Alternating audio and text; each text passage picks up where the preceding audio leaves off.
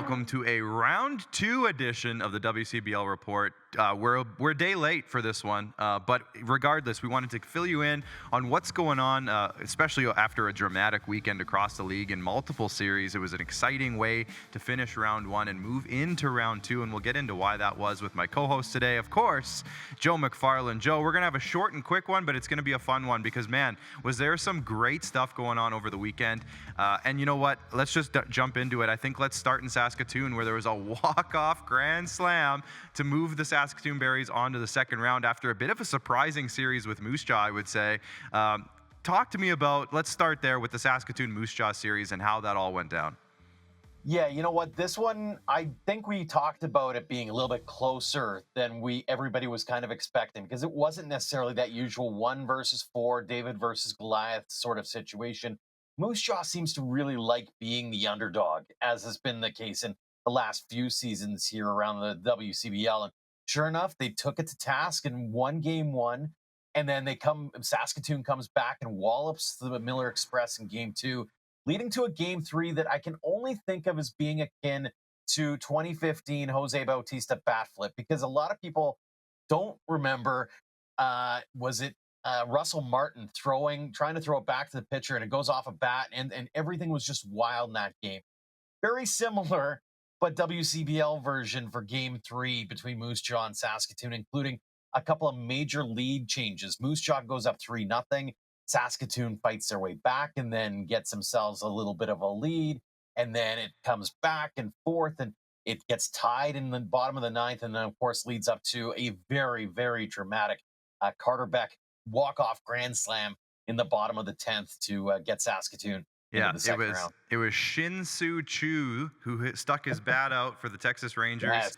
And Russell Martin threw the ball. I don't know if you can tell, but I've watched the video on YouTube about 500 times. There's a really good one with like a cinematic score behind it, and it's wild. I might go watch that right after we're done recording, actually, again.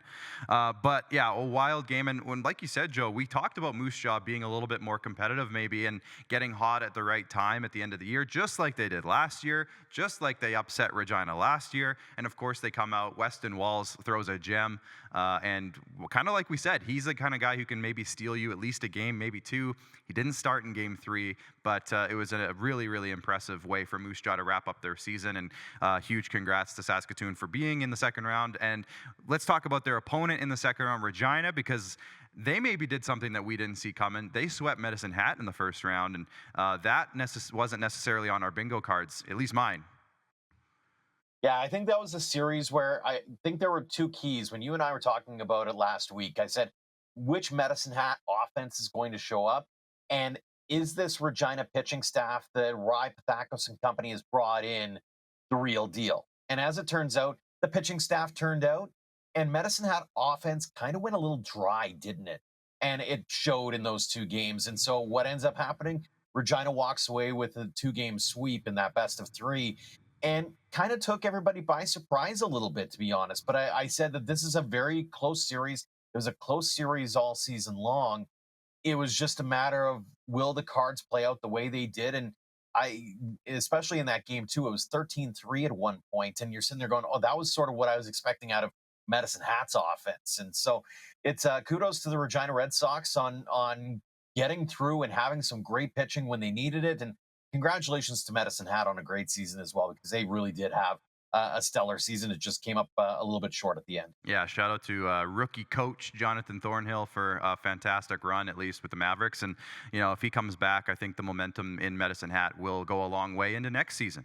So there's all that. But we already have a game under our belts between the Saskatoon Berries, heavily favorited once again, and the Regina Red Sox. And guess who came out on top? Of course, it was Regina, as we all predicted. The 3 versus 1, 8-7, and another classic game. The Red Sox pulled it out, and game 2 is now tonight in Regina at Curry Field. But it wasn't necessarily pretty, Joe, like we said. It doesn't have to be pretty in the playoffs, but I look at their pitching staff, you know, Regina specifically. Xander Udi Sanger started the game. He got roughed up a little bit. Then Yard came in, pitched 4 innings, but he also kind of got banged around a little bit. He didn't pitch too bad, but then it was Aiden Page coming in for 4 innings, no runs, no walks, 6 strikeouts, and I think they gave him the player of the game afterwards, and very well deserved in my opinion. And Saskatoon on the other side, Diego Quinones got the start. He got roughed up a little bit, and then there was 4 other pitchers that came in throughout the game. So it's going to be now a war of attrition. It's always a war of attrition at this point of the season, but the fact that Saskatoon had to use 5 pitchers doesn't necessarily bode well for the rest of the series, I would think. But at the same time, Saskatoon's where they are for a reason. They're deep, and game 2 on the road, it's going to be interesting to see if they can shut up the crowd in Regina, which I'm assuming is going to be a pretty loud one and a pretty rowdy, full sold-out crowd here at Curry Field here in Regina. What was your thoughts on game 1, if you can break that down for me, Joe? Yeah, it was interesting hearing from some of the players and coaches after the fact, because they both kind of felt like, okay, we respect each other. We know where each other are at in the standings, but we believe in the room. And I can't remember exactly who it was from Regina said, listen, as much as we might have a bunch of new faces around, don't worry. We got this under control. We got complete faith, and we're going to do this thing. And then on the flip side, I think it was Nathan Houston was saying, listen, we've been in this boat before already in this postseason, because they did lose game 1 at home, and then they went and laid a shellacking on Moose Jaw at Roswell's Park in game 2. So they're going to have to do the same thing again. And you could tell, even hearing from Joe Carnahan and Ryan Pathakos, they said, listen, like, we just got, as much as that was an emotional up and down kind of game, it was a very much, you could tell, very small ball oriented in that game, and kind of leaning on a couple of mistakes to allow for a couple of runs to score. You got the sense that, hey, we got to wipe the slate clean. Game 2 is a brand new one, and that goes tonight at Curry Field. Yeah, it's going to be great. Now, hopefully, if as you're watching this, the cloud cover here in Regina has maybe dissipated a little bit, because on the way into work today, by the way, I'm at the studio today for the first time in a week. I was here last week, but we haven't done a show where I'm here for a while. This feels so much better. This is great. I'm so happy to be here. It's a lot better than my couch in my living room, I'll say that. Yeah, it's a little cloudy today here in Regina, so I'm hoping if it's overcast, that's fine. I hope the rain stays away and that they can play this game tonight, because I know it's just going to lead to more complications like it has all summer long for this league, unfortunately. But I'm hoping that the rain stays away. If it's cloudy, who cares? And they can get this game in tonight and see what happens with it. Let's move over to the West, because there was a lot of drama in the West as well. And let's start with Okotoks, who, obviously, again, heavily favorited in round 1 against the Brooks Bombers. They took care of business, but they're down 1 now. But let's start with round 1. Let's talk about how they handled Brooks and moved on to this second round here, Joe. Yeah, kind of the polar opposite of what we talked about with Moose Jaw and Saskatoon, in that this was a David versus Goliath, and we both talked about that. Is Brooks managed to make it more difficult than it needed to be for Sylvan Lake last year. Not quite the case this time around. Okotoks leaning on their veterans, leaning on guys like Nash Kroll going 4 for 4 in game 2 with 6 RBI as an example. And it was interesting is Brooks actually took the lead early in game 1. And you're going, okay, here we go. And then all of a sudden the floodgates open up, and not so much. It was just the veterans and the sheer depth of the Okotoks dogs just overpowering the Brooks Bombers. And kudos to the Bombers. I mean, they really gave it a real good fight at the end of the season. They were at the bottom, kind of not talked about throughout the course of the season.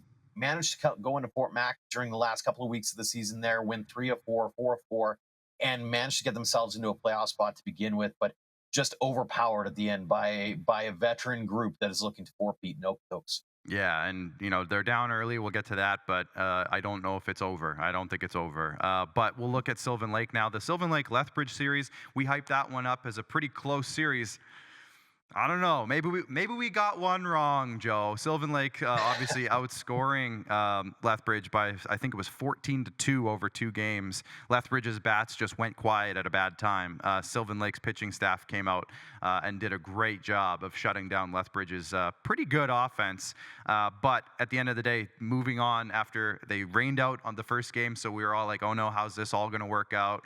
And then obviously Sylvan Lake was able to kind of sweep the series and move on. And then, of course, take game 1. So start with this Lethbridge series, why Sylvan Lake was so important, or so dominant in those two games, and then let's talk about game one after that.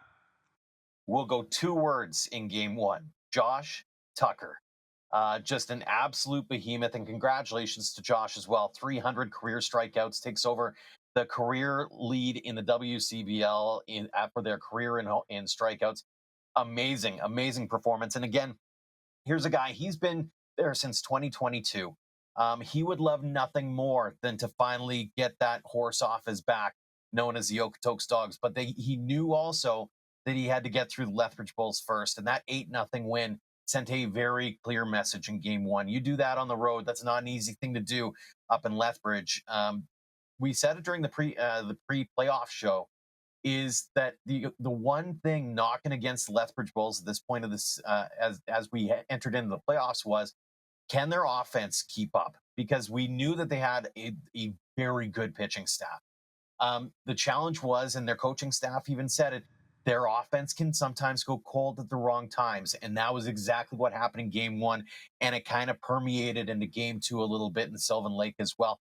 And a kudos to Sylvan Lake's pitching staff as well, because not only did I think Josh Tucker went 6 innings in game one, that bullpen came through in a big time way, and it continued into game two, where they just kind of perplexed the Lethbridge hitters, couldn't get anything going. The offense did what they needed to do, picked up some big runs when they needed to, finished up with a 6-2 victory, and the series was a little further, was a little more split than maybe you and I had predicted, because I thought this one was going to go three. It had maybe the earmark of what we saw between Lethbridge and Okotoks last year, where it went three and then some, with some extra innings in game three. Yeah, so game one comes along.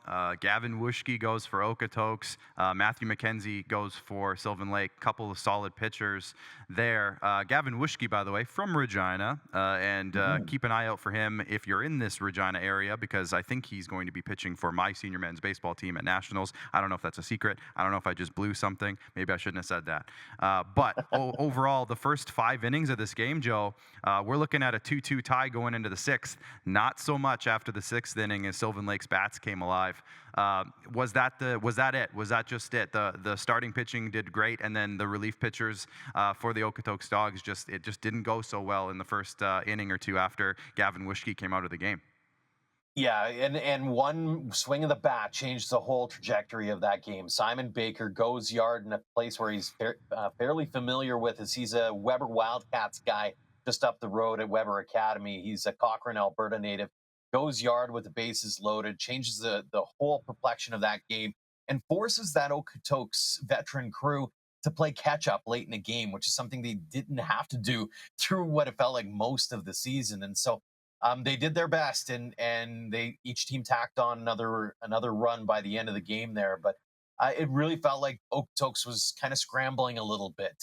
And kudos to the Sylvan Lake relief corps for doing what they needed to do. And I said it. I've said it before. Is with Sylvan Lake, it feels like they're a little more purposeful with their pitching staff this year. It feels like they know that their starters are going to give them 5 or 6, and then they've got their list of 4 or 5 relievers who can get the job done over the last 3 or 4 innings. And it was very prevalent in games 1 and 2 against Lethbridge, and again game 1 against Okotoks. And if the Dogs want to have another shot at going to a game 3 here in this series, they're going to need to get to that starting pitching early and often tonight at Gull Stadium, which is going to be an absolute behemoth. And one final note on this series: these two teams have met each other 4 times over the course of the last 4 years in the playoffs, in the division final. That was Sylvan Lake's first win at Siemens Stadium in Okotoks. Unreal stat. The Dogs have been virtually unbeatable at home. This is a chink in their armor. Can they come back? We're going to find out tonight at Gull Stadium. It's going to be exciting. It's going to be a great time. And like you mentioned, it's kind of the year of the playoff Grand Slam. You mentioned it earlier. Connor Crowson hits the Grand Slam in Game 1 against Brooks. Obviously, Carter Beck with the game-winning Grand Slam to push Saskatoon into the second round. And then, like you said, Simon Baker basically winning the game with a Grand Slam. last night for Sylvan Lake. So it's an exciting time. There's two big games tonight. Let's start in the East just as a reminder. Game 2 is at Currie Field in Regina here tonight between Saskatoon and Regina. Regina has a chance to move to the finals for the first time in a while. It's been a while here in Regina. I know it's been a bundle of years since they've won a game or been to the second round, let alone to the final. So that's an exciting time. Can they wrap it up at home? We will see. There's again, a good chance that the weather might play a factor. So keep an eye on that if you're in the Regina area, but get your tickets and make sure you make plans to get to the park. And then on the other side tonight at Gulls Field, like Joe mentioned, it's going to be game 2 between Okotoks and Sylvan Lake. And it's going to be a blast. We'll see who the starting pitchers are in that one, but I'm guessing it's do or die time now. So we might see some of those big names get out on the mound again. So it's going to be a great night, Joe. Final thoughts to you as we wrap up this quick little show here today. If needed, games 3 will go Tuesday in Saskatoon and Okotoks, and then you and I are going to be back here Wednesday sometime to preview what will be the WCBL final. I'm looking forward to just seeing how the top dogs and top berries in each division manage to have to come from behind in a series, which is something that they haven't had to do a whole lot of all season long. And so to your point, there's a lot of veterans on both of those squads that are going to have a few things to say, and some veteran coaching staffs that are also going to have a few things to say heading into 7:05 tonight. Game 2 goes tonight in both series. Appreciate you joining me today, Joe. We'll stop it there. But to everybody in the back here at IKS Media, appreciate you guys for jumping in. Joe, thanks for jumping in. And for you guys who are watching, it's a great time of year. Enjoy these 2 games tonight, and we'll see what happens. And we'll see you again on Wednesday to recap it all and prime you up for the big-time final matchup. So we'll see you on Wednesday. Bye for now. Enjoy the baseball.